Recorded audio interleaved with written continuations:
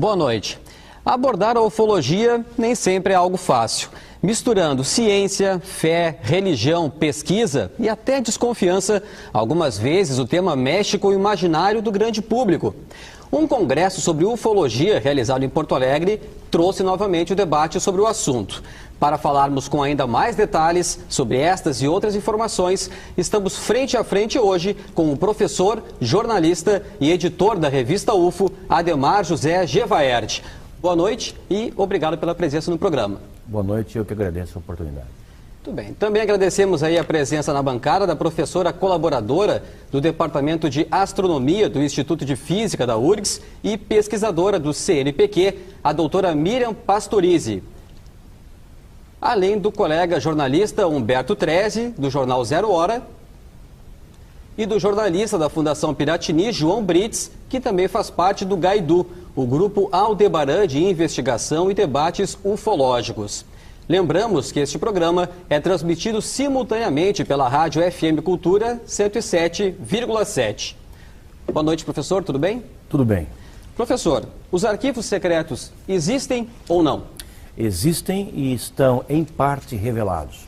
Graças a uma campanha que a revista UFO iniciou em 2004, numa tentativa de sensibilizar o governo e principalmente as autoridades militares da aeronáutica, nós conseguimos lograr êxito de fazer serem desclassificados quase 5.000 páginas de documentos secretos, até então mantidos secretos pelo governo brasileiro, que revelam as pesquisas que o nosso governo fez dessa questão. E muito pouca gente tem ideia, por exemplo, que aqui em Porto Alegre, nos anos 50, houve uma forte incidência ufológica que foi acompanhada de perto pelos militares da aeronáutica, resultando em inúmeros relatórios, que foram mantidos secretos por todos esses anos. O mesmo se repetiu nos anos 60, nos anos 70, e esse material todo foi sendo acumulado no CONDABA, no Comando Brasileiro de Defesa Aeroespacial, até que através dessa campanha, que se chamou UFOS, Liberdade de Informação Já, nós conseguimos fazer com que fossem revelados à população, e hoje estão abertos a qualquer pessoa no Arquivo Nacional em Brasília e no Rio de Janeiro, 4.500 páginas de documentos. Muito bem. Passamos então as palavras aqui para a nossa bancada. Gevaert, boa noite. Boa noite aos colegas de mesa aqui. Existem dados estatísticos sobre pessoas contatadas e abduzidas, e qual é a fonte dessas, se existe, né, qual é a fonte dessas estatísticas? Bom, infelizmente, a ufologia não se precaveu como devia, há 20 ou 30 anos atrás, para institucionalizar um banco de dados que contivesse informações sobre todas as ocorrências registradas, tanto de primeiro grau, quanto de segundo grau, quanto de terceiro grau, as abduções, os contatos, em escala global. Por isso nós não temos números precisos. Nós temos números brasileiros, nós temos números argentinos, nós temos números americanos, só que esses bancos de dados são setoriais e eles não conversam entre si. Mas eu te diria que há uma quantidade significativa de pessoas que foram abduzidas. E para aquelas pessoas que não sabem o que significa o termo, são situações em que gente como nós, de qualquer tipo de profissão, de qualquer grau de escolaridade, é levada por esses seres para algum tipo de contato dentro de naves, às vezes naves que ficam na atmosfera, às vezes naves que são levadas para bordo de outras naves que estão em órbita da Terra. São muitas essas pessoas. E a abdução, ela pode ser consentida ou a abdução ela é um rapto? A abdução ocorre quando ela não é consentida, mas há ocorrências em que pessoas são convidadas. Então aí já não se configura uma abdução. Por exemplo, há inúmeros casos pelo Brasil e pelo exterior em que o cidadão é chamado para ir a bordo da nave e, inclusive, há casos de pessoas que se recusaram. Falaram, olha, muito obrigado, mas não quero esse passeio. E há outros que aceitaram e nos contam situações diversas passadas a bordo dessas naves. Como é que essas pessoas são convidadas? Esses seres, ditos seres, eles falam a língua da pessoa? De que forma é feito esse tipo? É um pouco curioso isso. É curioso, eu acho que para quem está ouvindo esse tipo de assunto pela primeira vez pode até parecer bizarro, mas o fato é que essas ocorrências elas se dão com uma certa repetição em todo o território nacional e no exterior. Acontece que, primeiro, nós temos que ter em mente que nós estamos sendo visitados por várias civilizações que lograram ter um avanço tecnológico maior do que o nosso, que as possibilita chegar até aqui. E elas têm objetivos diferentes nessa sua vinda para cá e para outros planetas por onde elas trafeguem. Quando chegam aqui, Em geral, e isso é uma estatística da ufologia mundial, em 9 a cada 10 casos, o contato tido com as pessoas é telepático, o que prescinde, então, de qualquer forma de compreensão das linguagens praticadas no nosso planeta. E nos casos em que o contato é oral, geralmente é na língua do próprio contatado. A pessoa recebe alguma coisa, alguma instrução ou algum convite na sua própria língua. Muitas vezes falando que são várias civilizações e objetivos diferentes. Tem algumas querendo o quê? Levar para experimentos as pessoas, outras querem... Como é que se divide mais ou menos, grosso modo, esse tipo de contato? A coisa vai até mais além do que isso. Se nós formos fazer uma análise do que nós próprios, enquanto espécie, estamos realizando hoje, nós vamos entender melhor toda essa questão. Nós hoje estamos explorando uma parte do sistema solar, aquela que nós conseguimos explorar com a nossa limitada tecnologia. Fomos à Lua, fomos a Marte, estamos tirando fotografias dos anéis de Saturno, dos satélites de Júpiter. Isso tudo porque nós temos essa vontade de ir lá para fora. Outras civilizações que já passaram por esse mesmo processo evolutivo há mais tempo, já tem mais tecnologia, já pode viajar a outros lugares, dominar tecnologias ou talvez leis físicas que nós não conheçamos ou não possamos explorar, para viajar e vencer as distâncias interestelares e conhecer outras partes do universo, coisa que talvez daqui 30 anos, 40 anos, 100 anos, nós próprios vamos estar fazendo. E se nós chegarmos a uma outra civilização que esteja no estágio evolutivo mais atrasado, nós vamos ter objetivos humanos, por exemplo, com relação àquela civilização. Nós vamos querer observar como aquela civilização prosperou, que tipo de problemas aquela civilização está passando nesse momento, epidemias, fomes, etc. Então, talvez nós sejamos apenas um objeto de curiosidade de algumas dessas civilizações, enquanto que para outras talvez nós sejamos assim, um objeto de grande interesse. Até porque uma das coisas mais curiosas e notórias da ufologia é o fato de que esses seres que nos visitam, na sua assim, imensa totalidade, praticamente todos eles, 99 alguma coisa por cento, eles têm tronco, 2 pernas, 2 braços e uma cabeça. Humanoides. São humanoides, como nós. Há seres que se sentassem dentro dessa sala, nós não iríamos notar que eles não são desse planeta. São assim que eles são descritos pelas testemunhas, pelas pessoas que os viram frente a frente. E nós estamos falando de milhares de pessoas em todo o mundo. Inclusive pessoas de grande credibilidade, pessoas de formação técnica, pessoas que não seriam enganadas em nenhuma circunstância por qualquer tipo de devaneio psicológico ou coisa assim. Até porque a ufologia... senhor? Sim, claro, por favor, professora. Você ouviu suas explicações e eu fico realmente impressionada, não? Porque eu sou cientista, sou astrônoma, faz mais de 40 anos que eu trabalho na área de astronomia.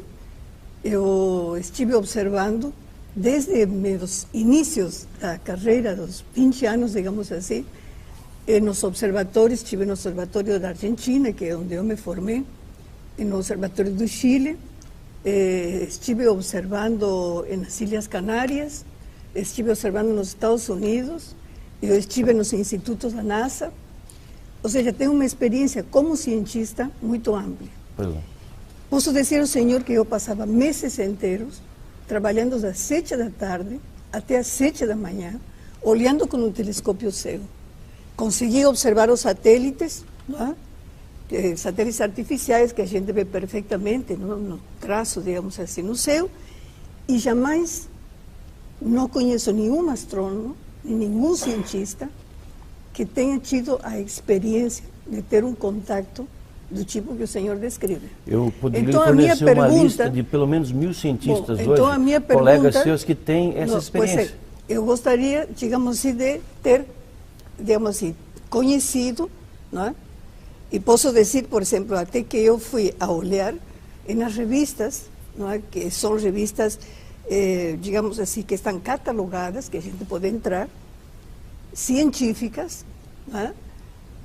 Sobre alguma experiência desse tipo, e nenhuma está comprovada. Então, fico assim realmente muito impressionada com o fato do senhor dizer, por exemplo, que aqui o governo brasileiro está pesquisando isso aí. Porque eu, por exemplo, sou cientista, não é? Do Conselho Nacional de Desenvolvimento Científico e Tecnológico, forma parte de muitas não comissões. Tinha conhecimento disso. E nunca foi discutido uma coisa desse tipo. Porque as pesquisas feitas pelo governo brasileiro, elas não foram realizadas por nenhuma instituição científica, elas foram realizadas pela Força Aérea Brasileira. Tá.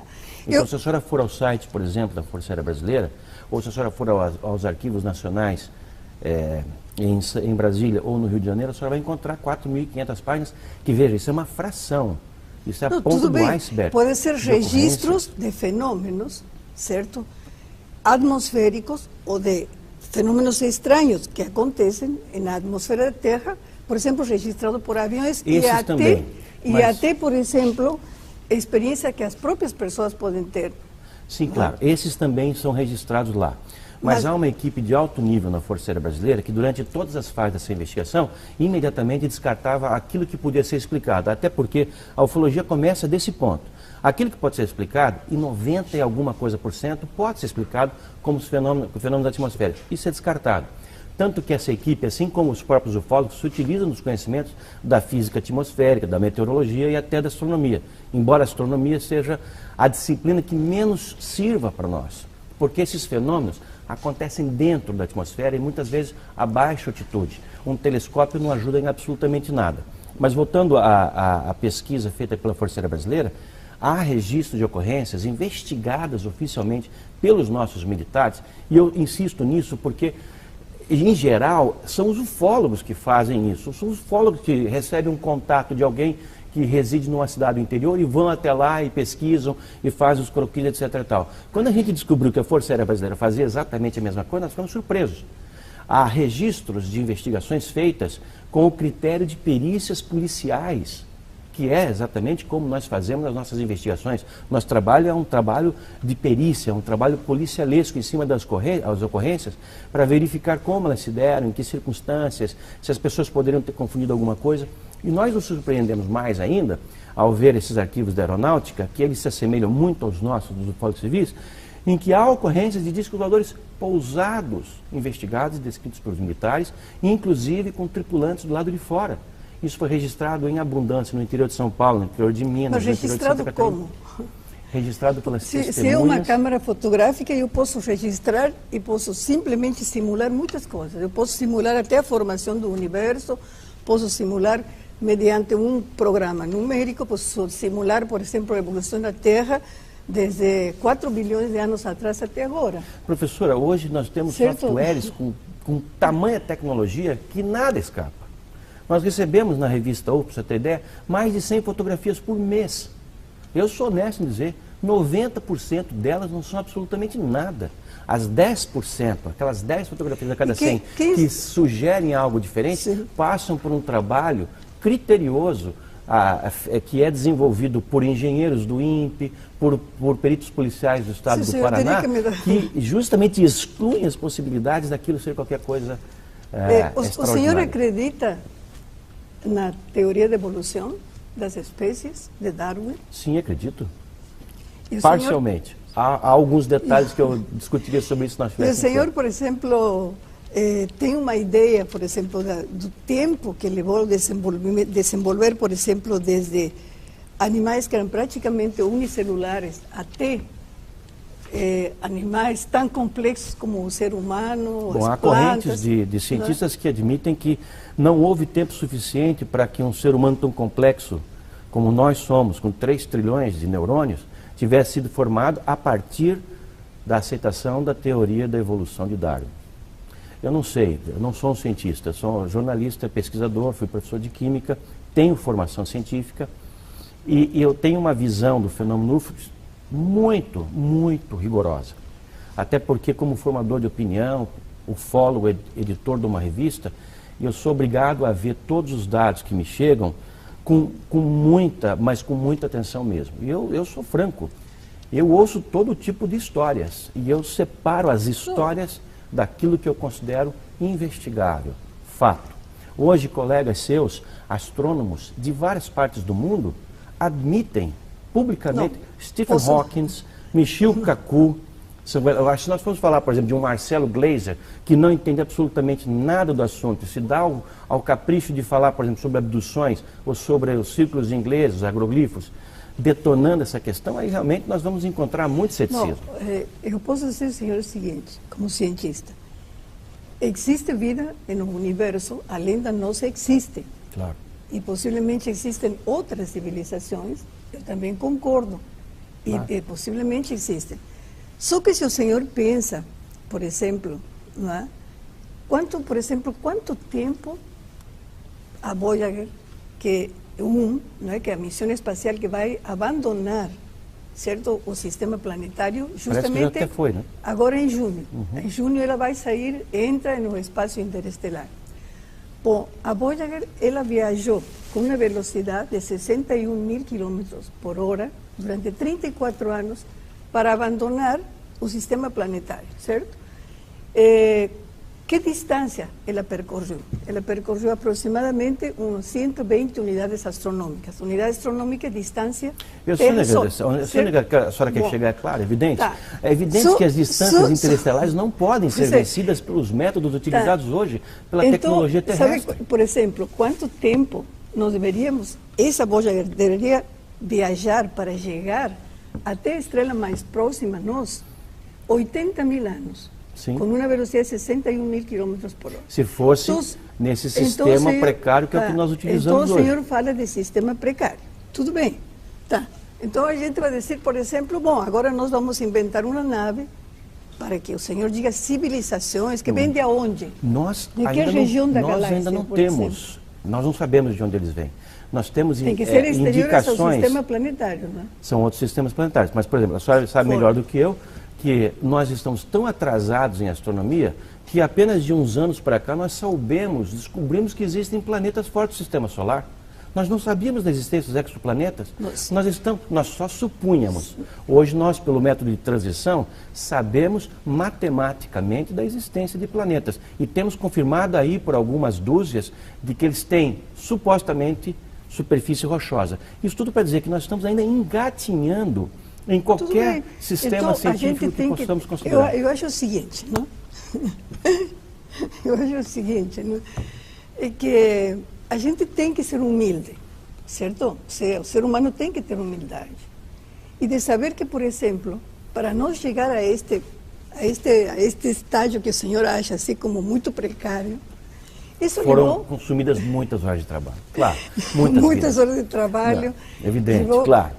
Olha só, não é muito grandes tempo, avanços que nós fizemos, mas ainda assim avanços passos de formiga. Dos sumérios até agora, só passaram 6.000 anos.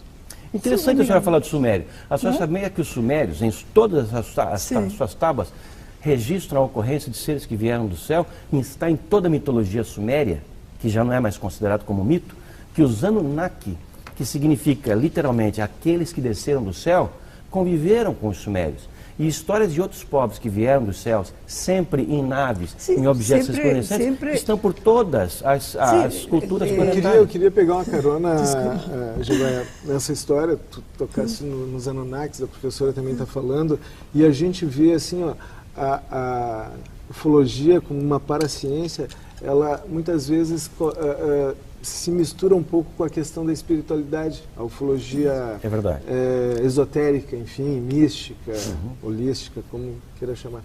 Como é que funciona isso? Como é que se separa isso? E essa, hoje, a arqueufologia, que muitas vezes vai no passado buscar coisas que até então a gente não sabia responder, talvez ainda não tenha resposta, enfim, que a gente está engatinhando, buscando isso.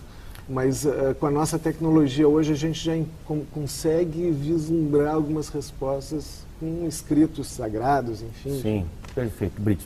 Primeiro é importante que as pessoas tenham noção, e eu acho que esse que é o problema que falta aos cientistas. Eles não entendem que o fenômeno está aí, negá-lo porque ele seria impossível de acontecer é tapar o céu com a peneira, ou o sol com a peneira. Porque o fenômeno está aí. O que deve se fazer é investigá-lo. Depoimentos? Vamos investigá-los. E o que se desconhece é que ufologia é ciência pura, do começo ao fim.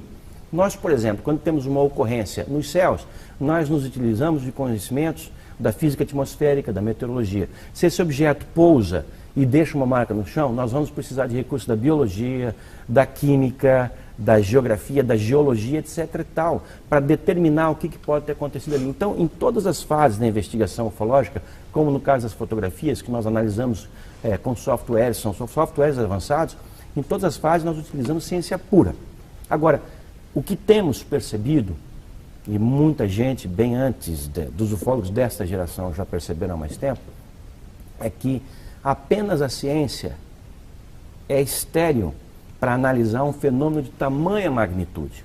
Porque nós estamos lidando com algo que pode provocar uma reação absolutamente total em nossa civilização.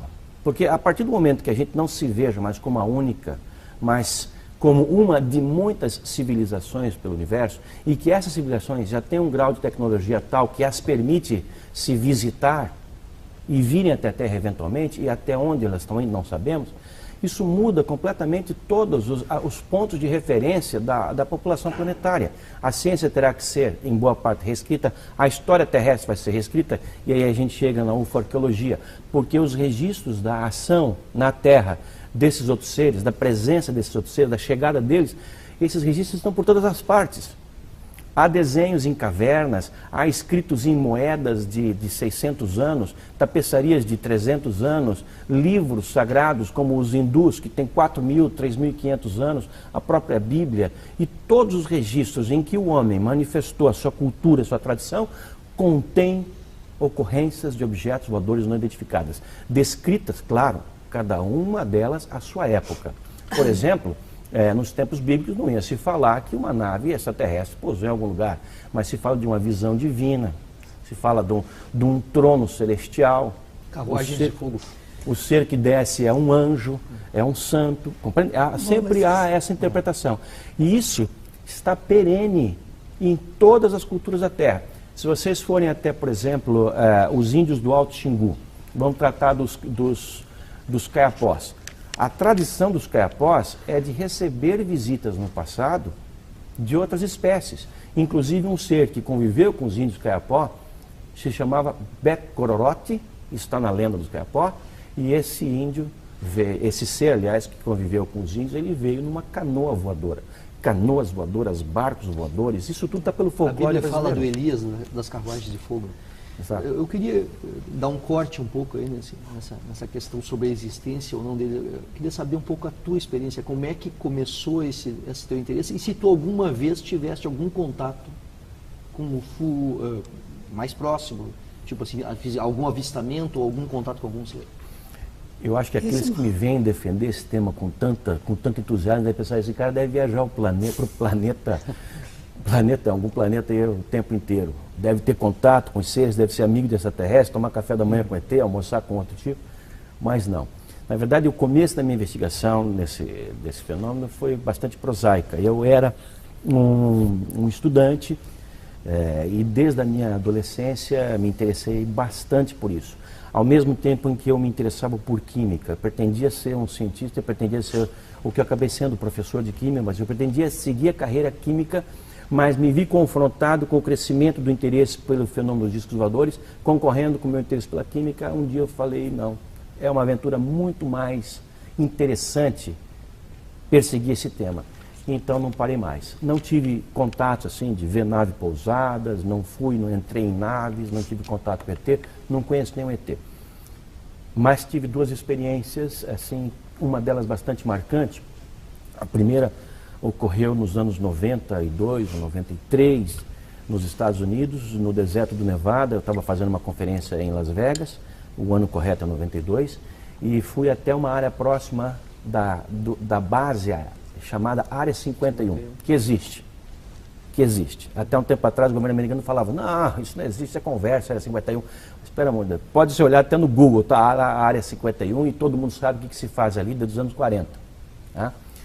Então, ali por volta da meia-noite, no retorno a Las Vegas, pro hotel em que eu estava, fui só passear no deserto, o carro em que eu estava com outros 3 ocupantes foi seguido por uma luz intensa durante uns 40 minutos, fazendo com que todos nós tivéssemos assim um acometimento de sono terrível.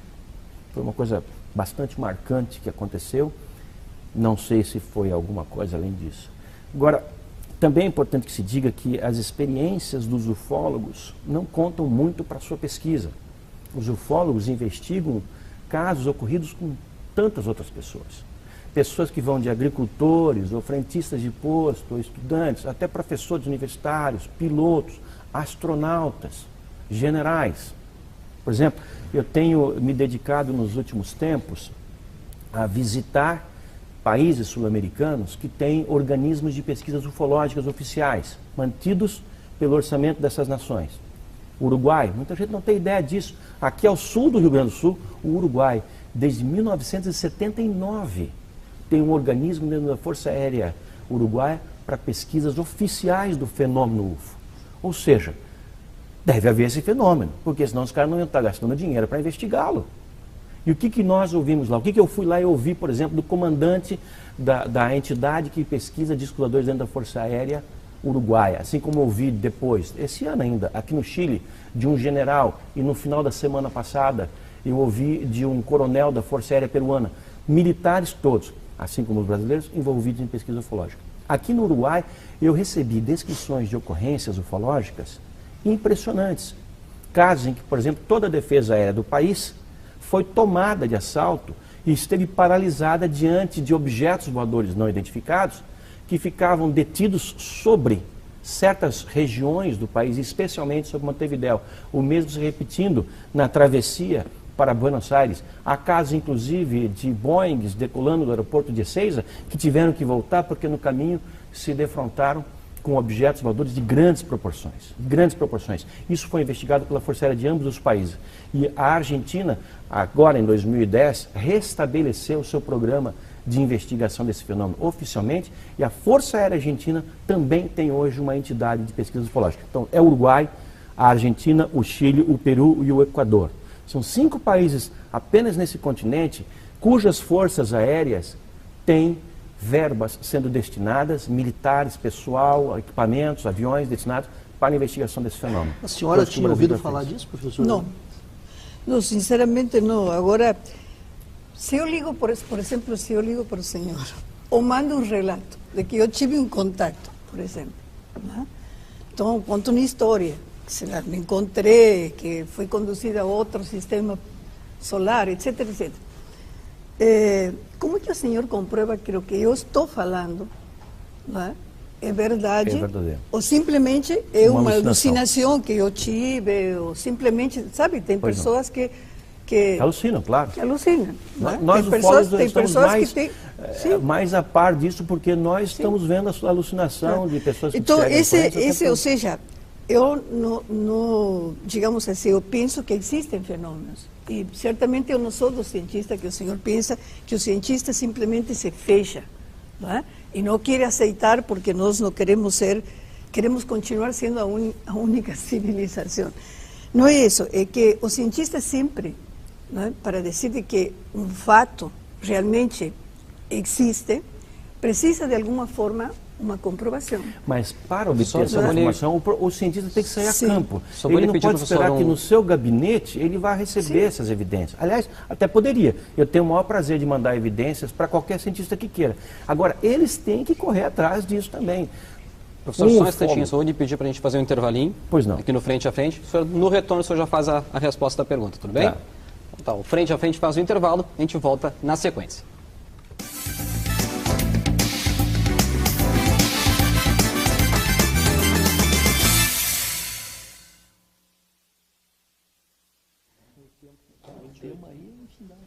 Vai.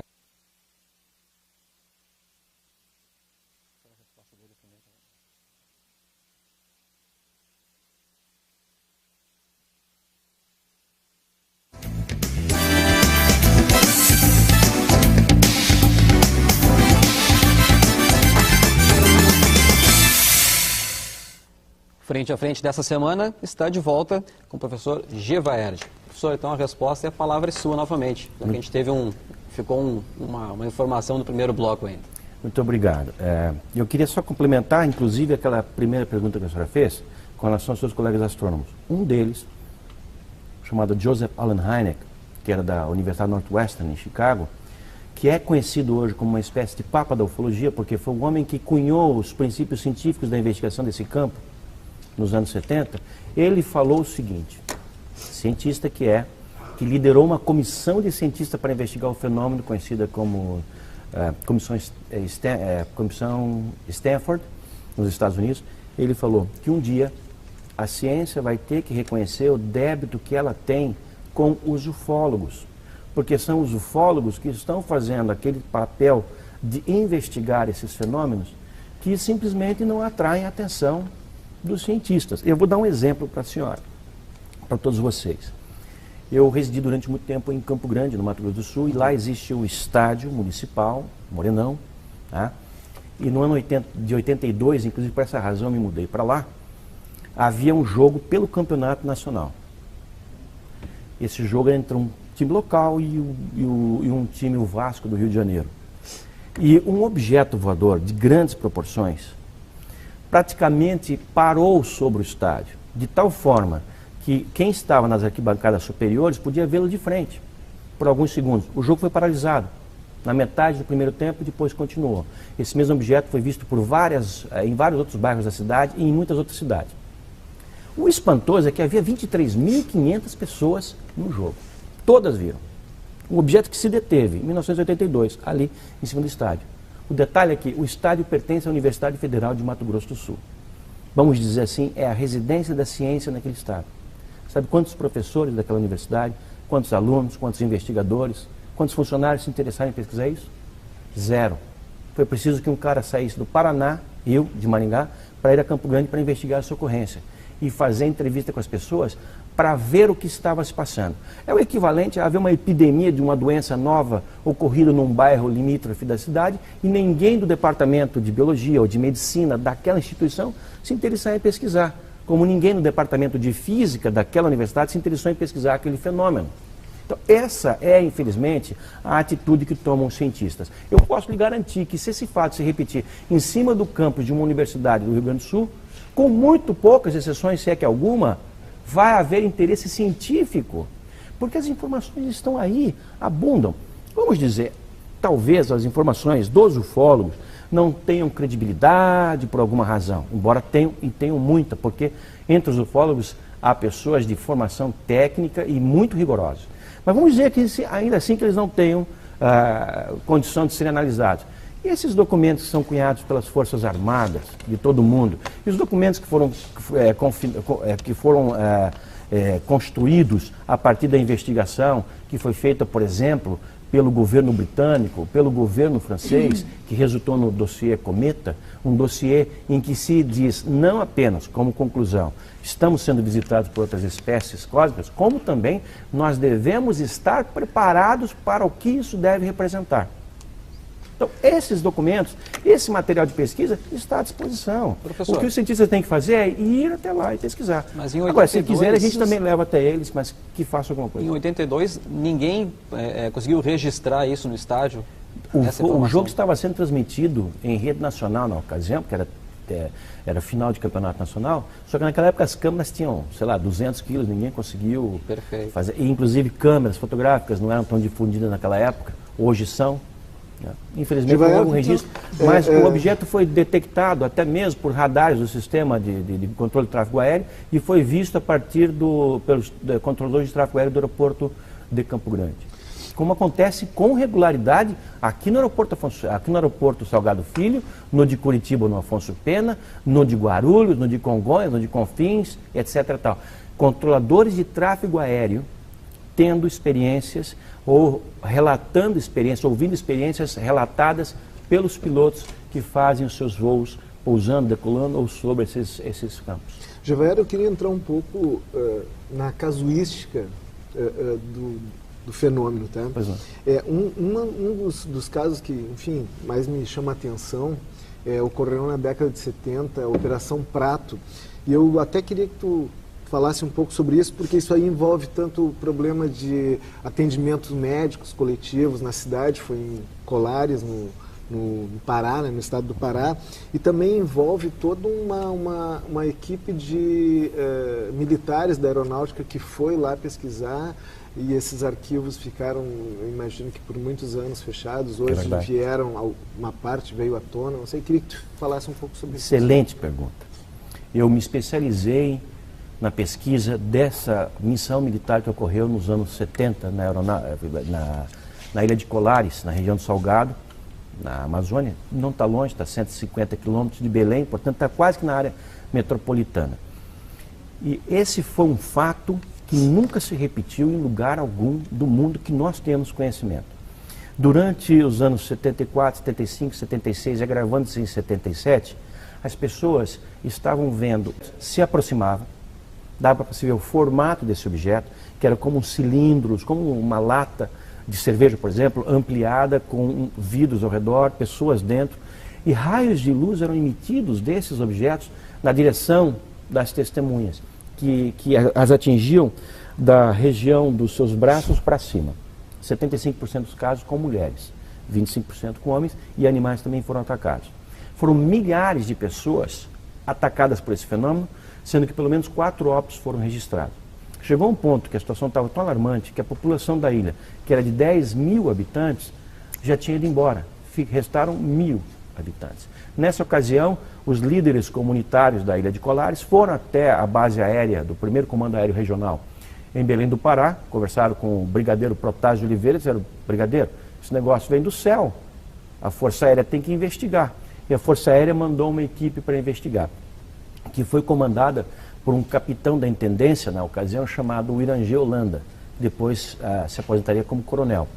Ele reuniu um grupo de 3 a 4 dúzias de homens militares que durante 4 meses, de setembro a dezembro de 1977, permaneceram na Ilha de Colares e outras regiões, região da Baía do Sol, ali investigando esses fenômenos.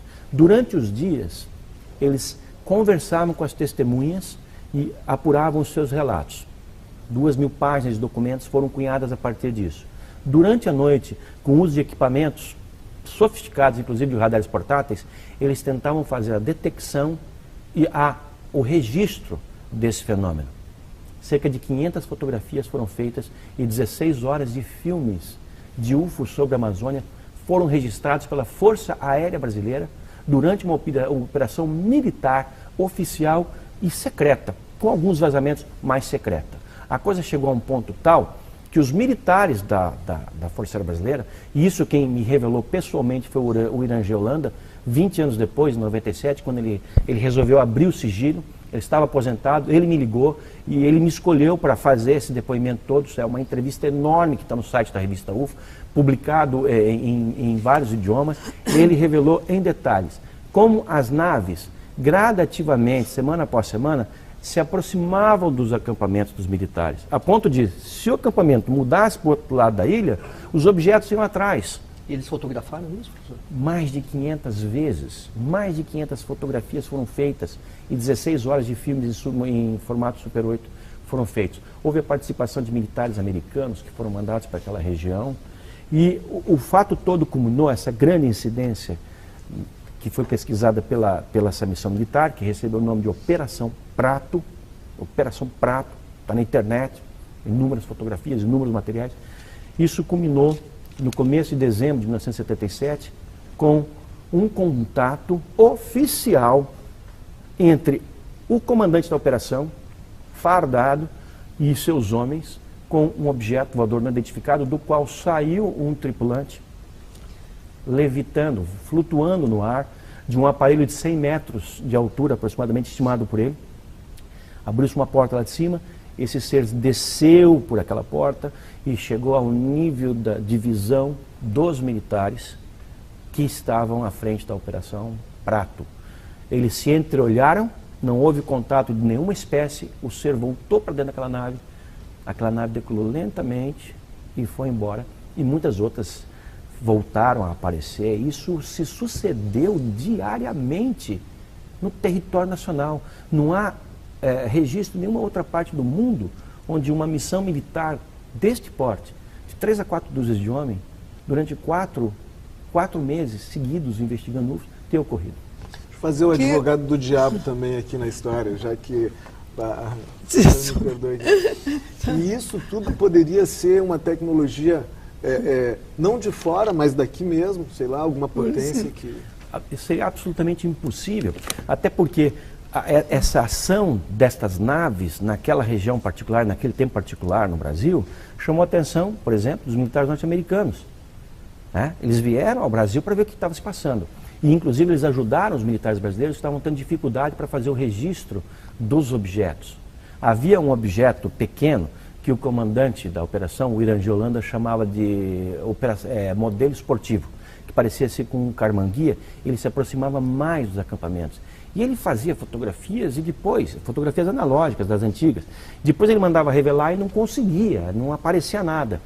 E foram os militares americanos que vinham regularmente conferir os avanços da Operação Prato, que deram à Holanda equipamentos e filmes ultrassensíveis, através dos quais, por meio dos quais, ele conseguiu então registrar esses fenômenos. Essas fotografias, só para completar, esses documentos não são mais secretos. Das 2.000 páginas de documentos produzidas pela Força Aérea Brasileira, por volta de 300 e alguma coisa estão liberadas e estão no Arquivo Nacional. Por que não estão todas as duas? Essa é a nossa pergunta, Brits. E isso é que nós queremos. Das 500 fotografias, 150, 180 foram reveladas. E as outras? E dos filmes? Eu tenho depoimentos de pessoas que assistiram aos filmes, que ficaram assim, estupefactos. Naves gigantescas, enormes, filmadas sobre o Rio Amazonas. Das 16 horas de filmes, nem um minuto sequer foi aberto pelo governo. Isso é uma pergunta, assim, uma curiosidade, não é? Claro. Porque a ciência, digamos, na minha área, não, na astrofísica, e que tem a ver com o universo, a gente sempre é consultado, sabe? Quando aparece, por exemplo, um fenômeno assim, que é desconhecido, às vezes quando as pessoas ligam perguntando o que aconteceu, vimos uma luz, etc, etc. E até, digamos, certamente a Força Aérea e todas as consultas, e a gente nunca foi consultado sobre isso. E nunca se tem assim um registro científico de um evento desse tipo, assim, tão massivo e tantas coisas. Eu tenho que fazer uma intervenção para dizer que existem sim os registros científicos. Talvez a senhora não os conheça, não esteja a par deles. Não é eu que não conheço, não. Posso garantir, posso dizer que ninguém aqui da minha área, em todo o Brasil, conhece ou foi consultado, sabe disso aí.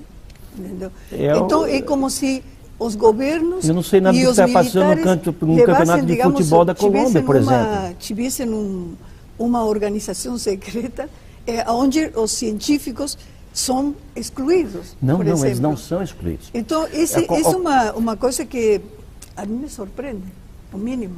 Eu imagino a sua surpresa. Porque, mas, por exemplo, eu vou dar o exemplo do que está passando no seu país de origem. São eventos que acontecem tão diariamente, por que a gente nunca, por exemplo, se uma civilização certamente tão superior a nós, por que eles não entram em contato, por exemplo, com seres ou com pessoas ou com organizações, por exemplo? Mas eles entram, é justamente o que nós estamos falando. Agora, Astronômica Internacional. Deixa eu tentar responder a sua primeira pergunta. A sua primeira pergunta, eu vou usar um exemplo do seu próprio país, na Argentina. Só sabe por que a Força Aérea Argentina voltou a pesquisar esse assunto? Porque já pesquisou na década de 50, de 60, de 70.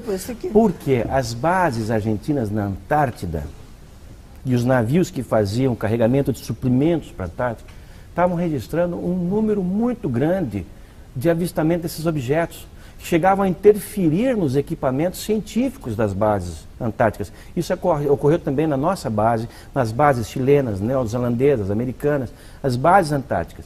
Agora, no caso da Argentina, que tem uma questão de soberania sobre a Antártida, porque está ali, né? A Argentina tomou aquilo de uma maneira mais séria, criando ou recriando uma entidade de investigação dentro da Força Aérea. Essa entidade é composta por ufólogos militares, ou melhor, por militares, por ufólogos civis e por cientistas. Claro, eles não vão consultar ou contratar ou convidar todos os cientistas da ação, mas convidaram alguns cientistas que já prestavam algum tipo de serviço para a Força Aérea. No caso da brasileira também. No caso da brasileira, os nossos militares se utilizaram amplamente de serviços das instituições científicas que estavam à disposição na época.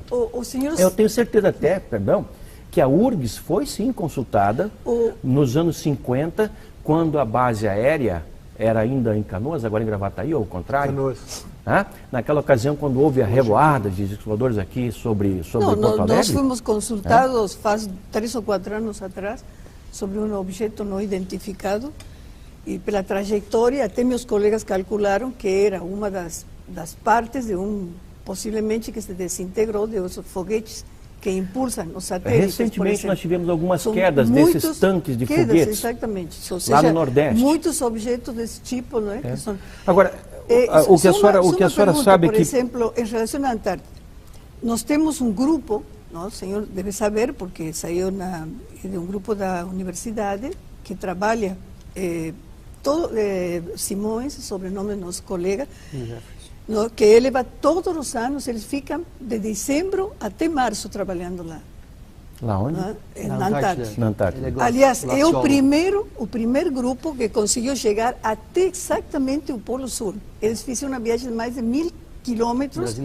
Brasileiro. O primeiro grupo, né? Porque sim, houve grupos anteriores. Não, digo assim, chegar até exatamente o ponto que diz Polo Sul. Não? E eles foram com transporte. Quando foi isso, professora? Agora, final do ano. Agora, fim do ano. Mas como? O professor Rubens Junqueira Vilela, PhD e professor da Universidade de São Paulo, esteve no ponto zero da Terra e, inclusive lá, enquanto trabalhava na base brasileira da Antártida, ele teve avistamento com outros membros daquela missão até agora, digamos, sobre as bases antárticas. O grupo, digamos, esse que trabalha da URGS, que é muito conhecido, eles jamais mencionaram eventos desse tipo. E se conheço também cientistas argentinos, conheço também cientistas argentinos que estão lá na Antártida que também nunca mencionaram. E o que nós vamos fazer? Eu tenho pessoas que falam que sim e eu tenho pessoas que não falam nada. O que nós podemos fazer? Que as civilizações, então, evitam o contato. Não, elas evitam um contato aberto, mas um contato ocorrendo num nível, vamos dizer, subliminar, isso acontece há milênios. Mas tem uma explicação, eu tenho 2 perguntas. Uma é essa, por que elas não fazem contato aberto com entidades governamentais e tal? Isso. Como a gente imagina aquela coisa do filme, Leve-me ao seu líder. Se eu chegasse a Marte, eu perguntaria quem é o bambambam do pedaço lá. Claro. E isso aparentemente não acontece aqui. Não. E eu acredito no que tu está dizendo, essa coisa da Operação Prato, acredito que tenha documentos secretos a respeito por motivos óbvios. Eu não entendo por que os que nos contratam não procuram os governos, ou procuram e a gente não sabe. E a outra coisa, eu queria que falasse um pouco sobre episódios da casuística aqui no Rio Grande do Sul, para ficar mais próximo do nosso telespectador. Né? Pois não. No primeiro caso, a discussão é longa, a discussão é muito profunda. Nós próprios ufólogos temos o nosso questionamento, por que afinal que eles não fazem um contato mais amplo? Mas nós temos que pensar de uma outra forma. Esses seres, eles já detêm o poder de entrar e sair da nossa atmosfera, e é justamente isso que assombra os governos, há milênios, há décadas pelo menos, de maneira documentada. Registros de radar, etc. e tal, que demonstram que eles têm uma grande familiaridade com a nossa espécie. Vêm aqui quando querem, fazem o que querem. São muito semelhantes a nós. Uma indicação de que é muito provável que nós e eles tenhamos um parentesco de alguma espécie, um parentesco comum. E, aparentemente, esses seres não demonstram ainda ter nenhum interesse em se fazer mostrar, em se fazer conhecido de maneira ampla. Eles sabem que são conhecidos e os governos os conhecem também. Os governos fazem admissões regularmente a respeito disso. Vários governantes. Por exemplo, Jimmy Carter, Ronald Reagan, são homens que durante os seus mandatos falaram muito a respeito desse assunto. Está se pressionando agora Barack Obama para que ele abra os arquivos secretos do governo americano. Aí sim a coisa vai ser séria. São arquivos assim, imensamente mais contundentes do que os arquivos dos outros governos, porque os Estados Unidos é um país extremamente militarizado. E um dos grandes problemas que os Estados Unidos enfrentaram, e ainda enfrentam, é que a partir do momento do desenvolvimento da bomba atômica, nos anos 40, depois do Projeto Manhattan, é que os UFOs começaram a aparecer de uma maneira mais intensa. E foram registrados, a partir de então, sempre em que havia... em locais em que havia algum tipo de investimento na área nuclear. Chegando ao ponto em que, em pontos de mísseis de lançamento de mísseis balísticos, Minuteman, no norte dos Estados Unidos, que são centenas, os UFOs passaram a ser um problema sério. Hoje nós temos ex-militares, militares na reserva da Força Aérea e do Exército Americano, que eram encarregados de cuidar, de monitorar as equipes, que eram inúmeras, de manutenção desses mísseis atômicos, e que estão indo a público para dizer, como o coronel Robert Salas, que eu entrevistei recentemente nos Estados Unidos. O Robert Salas é um dos homens que vai a público, como esteve no Larry King, para dizer: o governo americano está escondendo informações seríssimas sobre a ação de UFOs, sobre bases de mísseis norte-americanos, que chegaram ao ponto de invalidar as cabeças nucleares, os códigos de lançamento, enfim, inutilizar aqueles aparatos de guerra. Então, o governo sabe disso? Sabe. As autoridades sabem disso? Sabe. O Vaticano sabe disso? Sabe. Por exemplo, costumo sempre citar isso em minhas palestras. Isso é uma coisa que pouca gente deu atenção, mas o astrônomo oficial, para citar um outro astrônomo, doutora, o astrônomo oficial do Vaticano, que ele é PhD, com 2 titulações em estrelas binárias, que é do seu país, ele é de Rosário, o jesuíta José Gabriel Funes, que se senta à mesa do Papa, recentemente falou exatamente o seguinte: que não reconhecer a existência de outras espécies avançadas no universo é menosprezar a capacidade criativa de Deus. Hoje há outros teólogos, que também são cientistas, como houve no passado, falando coisas semelhantes, dando a entender que a Santa Sé se move na direção de acompanhar esse fenômeno. Até porque a Santa Sé está envolvida diretamente na construção ou financiando observatórios astronômicos em várias partes do mundo. Professor, e nesses casos específicos aqui, então, do Rio Grande do Sul? O Rio Grande do Sul é um dos estados brasileiros que tem uma intensa casuística. Ela se manifesta desde os anos 50.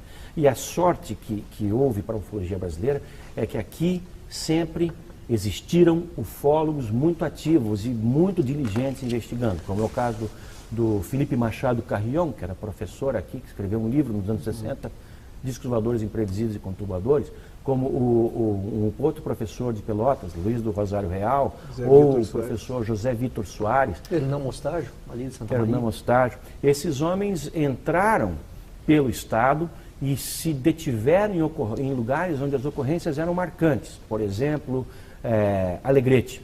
Alegrete é um ponto de grande intensidade de observação de objetos voadores não identificados.